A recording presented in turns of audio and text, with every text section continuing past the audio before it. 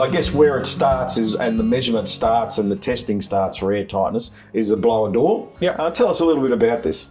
So this is a pretty simple tool. It's got a high precision pressure gauge here, but really all it is a fan that's pulling air out of the house or pushing air in, and then you can measure how much pressure can you make and how much airflow did it take to make that pressure. Yeah, right. So it's been done millions of times around the world. So it's so reliable that it's standby of advanced energy codes worldwide. Right. So it's coming to Australia. It's becoming more adopted more and more. And the reason is it's actually so simple and so repeatable. So it's useful for measuring against a target. So you can say, how leaky is it? And does it meet a standard or not? So you can say yes or no. So that's actually a great way of doing regulation. Rather than opinions about a code official, like whether something's adequately sealed. It's a number. It's either above or below, and you can calculate that. So we've got a standard piece of equipment. We use it using a standard method, so it's a tested method that's repeatable.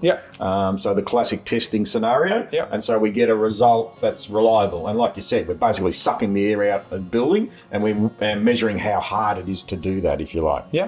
So for measuring the amount of leakage, it's a pretty good high precision tool, but it's also really good for just troubleshooting, finding out where things are leaking, how well you're doing. And so even for existing buildings, the number itself doesn't really matter.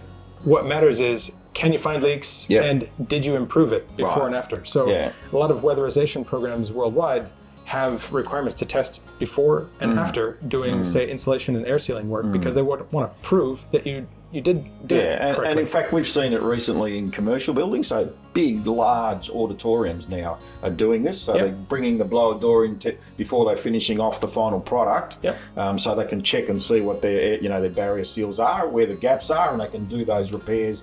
Have people wandering around little bits of tape and sealing up these holes. As it's required. So it's becoming much more common. So institutions, hospitals, schools, aquatic centers, grocery stores are all starting to do more air tightness testing, because it really just helps. This is adding value to the asset. A lot of these interventions don't really cost that much compared to the overall construction cost. So it's about making sure all those nice pieces are put together well. So the simplest thing is you just turn the fan on, and you can measure how much air it takes to get to pressure. So remove the cover, turn the fan on, and it doesn't take long. You can see the fabric shows there's pressure coming in here. I'm gonna steer it till I get to about 50 pascals, which is a pressure. So 50 pascals is kind of like having a fairly stiff breeze blowing on the side of the house, isn't it? So 33 kilometers per hour. Which is, by the little scale, it's like the twigs on a tree are starting to move. So it's not a big, strong breeze, but a stiff breeze. So we get it to about 50 pascals, and then this can estimate what the leakage is. So this one's about 10.4, something like that. So that's pretty standard for a house this age. In fact, it's actually quite good. It is.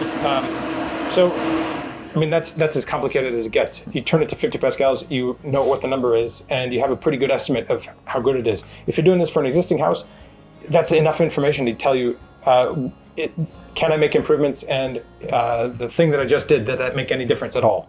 So, for a simple step, that's as hard as it needs to get.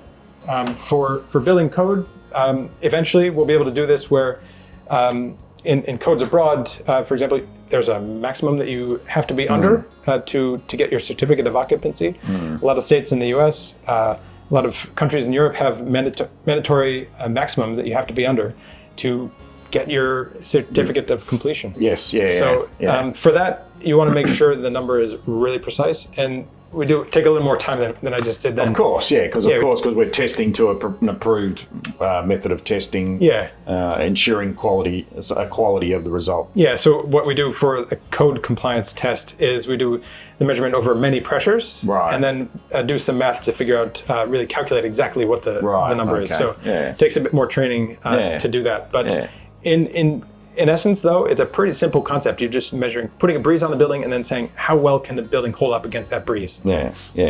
And of course, then this is a really good way and a good tool for doing the diagnostic stuff, if you like, in that sense. We can pressure it up, we can have the air sucked out of the house, and then we can go around and finding where all the gaps are and work on eliminating those gaps. Phil, that's the fun part, where you turn the fan on and then you get to go look for leaks. You become leak hunters.